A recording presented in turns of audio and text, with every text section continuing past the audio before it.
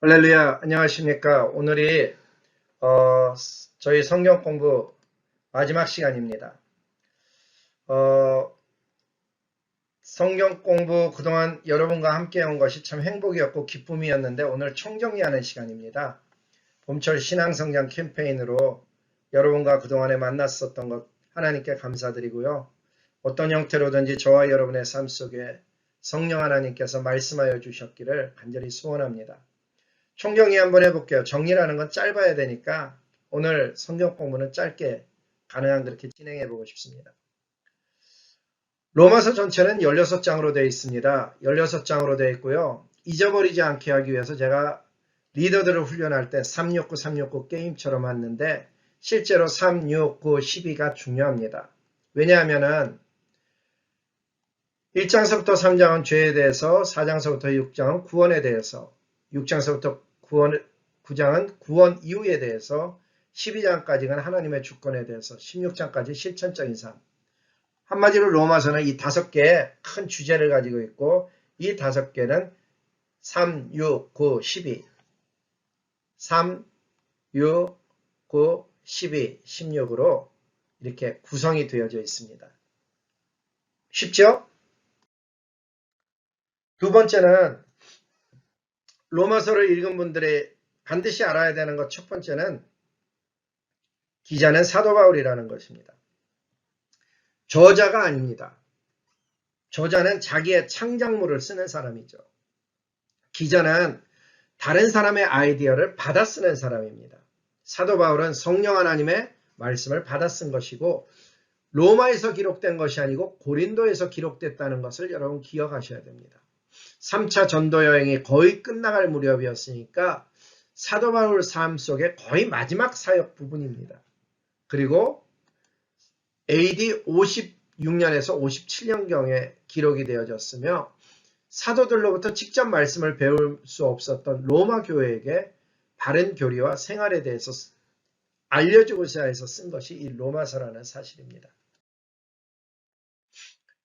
이 로마서의 내용을 제가 정리를 이렇게 해봤습니다. 모든 인간은 하나님 앞에 모두 다 죄인이며 그 마지막은 사망이다. 인간은 자기 스스로의 노력으로는 의로워질 수도 없고 또 구원할 수도 없다. 구원은 오직 예수 그리스도를 믿는 믿음으로 말미암아 받는 것이다. 이 내용이 왜 이렇게 중요한가 하면요. 다른 종교를 통해서도 구원받으려고 하는데 오직이란 단어예요. 오직 예수 그리스도를 통해서만 그 예수 그리스도를 믿는 믿음으로 말미암아. 근데 예수 그리스도를 믿는 믿음이라는 게 뭔가 하면은 좀 더 파고들잖아요. 하나님의 아들이다. 그분은 우리의 죄를 대신 지시고 십자가에서 죽으셨다. 그리고 그 죽으신 예수를 하나님께서 다시 살리셔서 하나님의 능력으로 다시 살리심을 받았다. 그리고 그분은 하늘에 오르셨고 어느 날 다시 이 땅에 오실 것이다. 그걸 믿는 믿음이라고 합니다. 이러한 걸 믿는 구원받은 자의 삶은요. 다음 4가지의 변화의 삶을 살게 되는 거예요. 하나님과 평화를 누리는 삶. 얼마나 중요한지 몰라요. 구원받으면요. 하나님과 평화를 누리게 돼요. 이전에는요. 하나님 앞에 내가 맨날 뭘 못했다는 생각만 하게 돼요. 근데 진짜 구원이 임하면은 하나님께서 나를 사랑하시고 나를 보호하시고 나를 도와주신다는 정말 하나님과의 동행이 일어나서 평화가 삶 속에 들어오게 돼요. 그래서 하나님의 평화가 들어오면은 뭐 엄청난 어려움을 겪고 있는데도 심지어 감옥에 있는데도 자기 안에 평화가 있어서 다른 사람을 향해서 즐거워하라고 얘기하게 되는 거예요. 경제적으로 어려운데 구원받은 사람은 그 어려움 때문에 힘들어하지 않아요. 아니 힘들기는 힘들어요. 근데 쓰러지지는 않는다는 얘기예요. 구원받은 자는요. 어떤 상황도 이기는 세상을 이기는 사람이 되는 거예요. 이게 한쪽으로 심하게 강조하잖아요. 그럼 순복음교회처럼 여러분 구원받으면 모든 거 축복받는다라고 막 강조하게 되고요. 이게 다른 쪽으로 강조를 하게 되면요. 우리 고신 교회 다니는 분처럼 축복이라는 것이 눈에 보이는 게 아니다. 개혁신학처럼 축복이라는 것이 내면의 세계에 있는 것이다.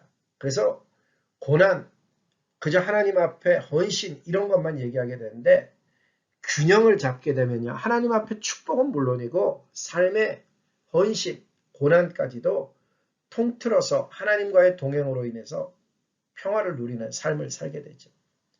더 이상 죄의 종로로 가지 않게 돼요. 이전에는요.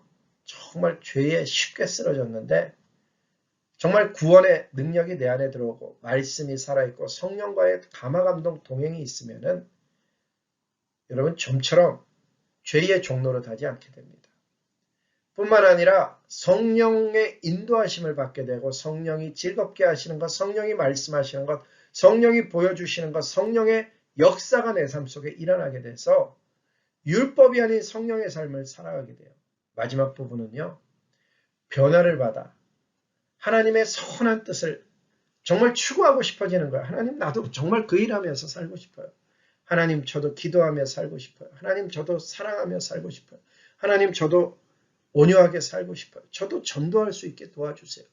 하나님의 기뻐하시고 온전하시고 선하신 뜻을 따라 살고 싶어지는 열망이 생길 뿐만 아니라 그렇게 살아갈 수 있는 힘과 지혜와 용기를 하나님 앞에 구하게 되는 거예요. 여러분 우리가 로마서를 시작하면서 했던 이야기를 기억하시죠? 예수님이 우리를 위해서 십자가에 달려 돌아가신 것은요. 그냥 십자가에 고난만 있는 게 아니에요. 승리의 삶도 있는 거예요.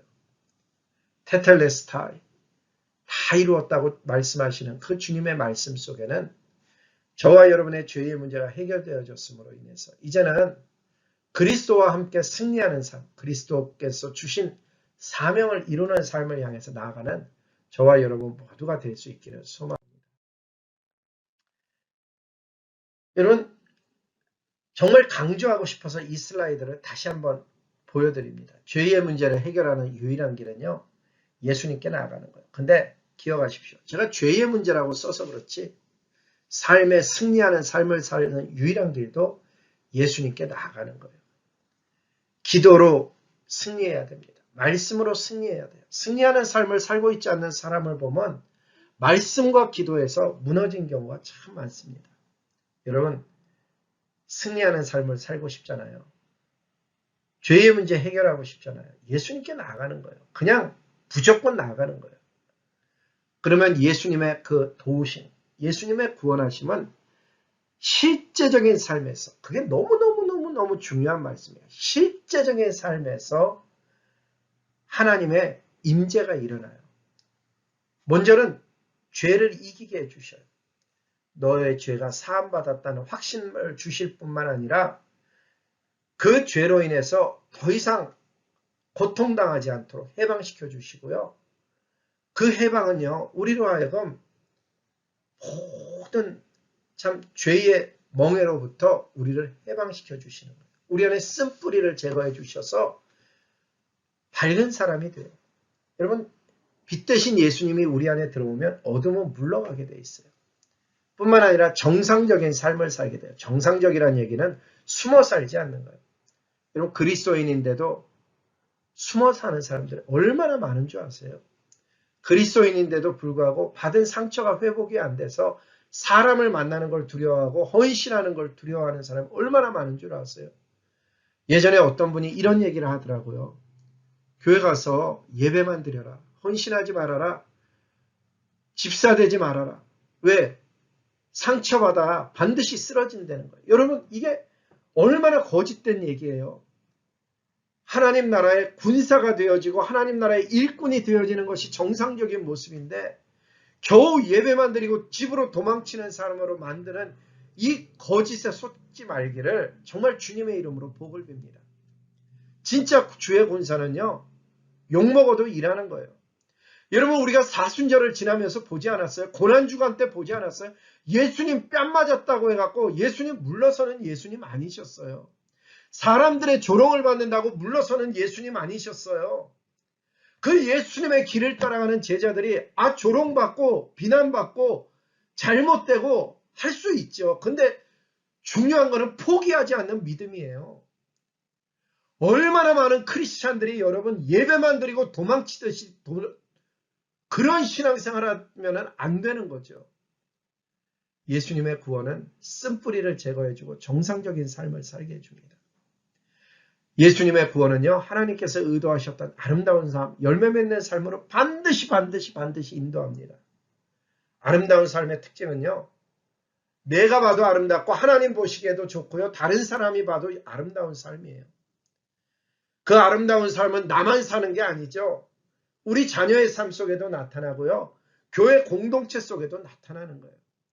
여러분, 하나님이 주시는 아름다운 삶, 하나님이 의도하셨던 아름다운 삶이 있는 거예요.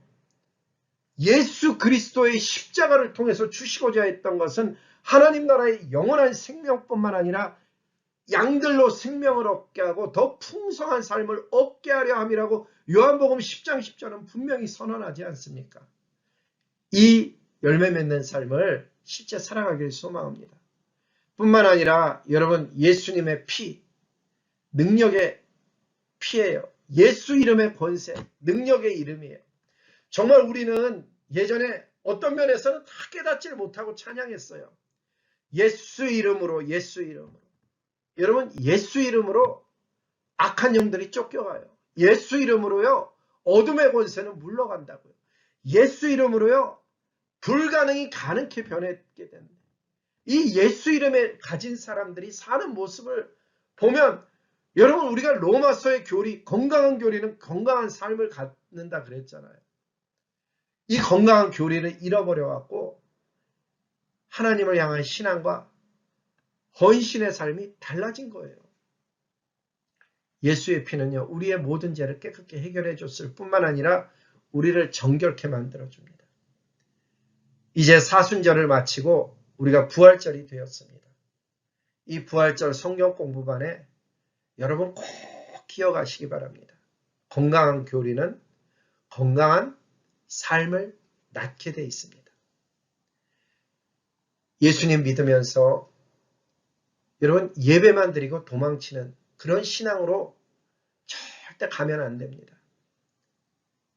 예수님을 믿었기 때문에 비난도 받고, 예수님을 믿었기 때문에 뺨도 맞고, 예수님을 믿었기 때문에 고난의 십자가가 있지만은 포기하지 말아야 됩니다.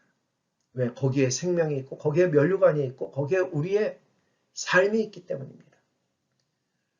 우리가 하나님의 교회를 깨끗게 하고 우리가 하나님의 교회를 세우지 않으면 우리 후손들은 어디 가서 신앙생활 하겠습니까?